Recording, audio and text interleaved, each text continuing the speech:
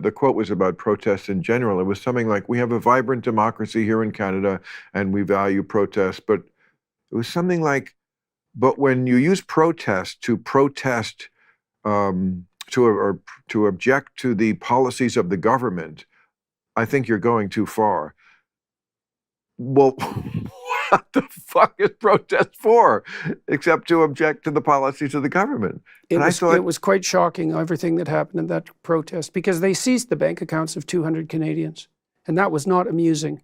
And Trudeau has no idea what that did to Canada's international reputation. That was not a good precedent. Okay, wait, go back.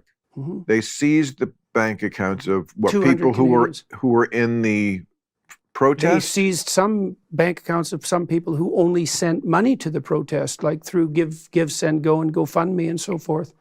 So. Oh, I see. Yeah. So you didn't even have to be at the protest. When you say seized, they froze it. They didn't take their money. They just froze it. So they froze their credit cards. They froze their mortgage payments. They locked them out. So they locked them out of the financial system entirely. That is creepy. It's really bad. In fact, one of the banks actually apologized. There's 5 big banks in Canada, and one of them actually apologized for doing it eventually. They all should have apologized, but one did. Yeah, it was really bad. It was shocking. Canadians aren't sufficiently shocked about it, partly because they don't really understand what that did to Canada's international reputation. But it was absolutely, I can't imagine a politician doing anything more inappropriate than that.